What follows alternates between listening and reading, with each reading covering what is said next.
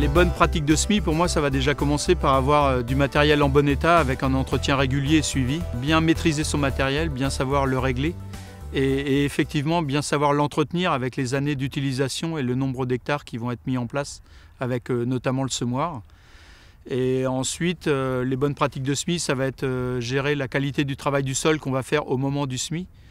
Et puis d'incorporer les graines, je dirais, suffisamment profondément, de façon à ce qu'on n'envoie pas à la surface du sol une fois le passage du semoir effectué, quoi. Il faut enterrer toutes les graines, donc il ne faut pas en laisser en surface et avoir une régularité de profondeur également.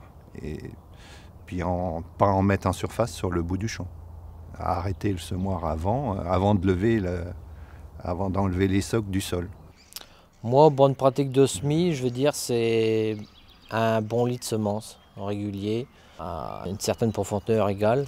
Être vigilant et descendre régulièrement de son tracteur pour aller voir et surveiller un peu notre travail, donc le semis.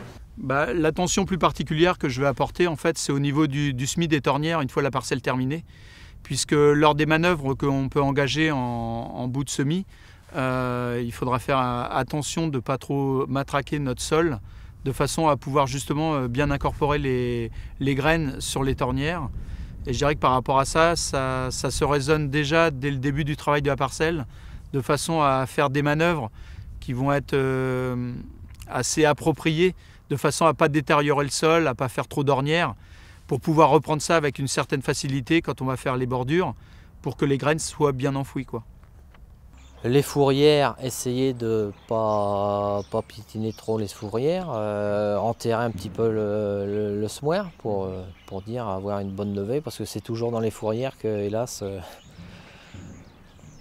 qu'on voit les défauts, les plus grands défauts. C'est important parce qu'en fait, il vaut mieux le mettre dans le sol que sur le sol, même sans parler de problèmes environnementaux. On n'a pas intérêt à mettre sur le sol qui ne servira à rien. C'est une perte pour l'exploitant. L'importance de faire attention à ça, justement, c'est déjà au niveau protection de la faune, de bien incorporer les graines sur les bordures de champs, les bordures étant les plus délicates à semer, c'est clair. Mais après, ce qui est important aussi pour nous, agriculteurs, c'est que le fait de bien incorporer ces graines, on aura une meilleure levée, une levée plus régulière, d'où normalement un rendement meilleur. Et quand on connaît les surfaces que peuvent représenter les tornières sur une parcelle totale, il est important d'y apporter beaucoup d'importance.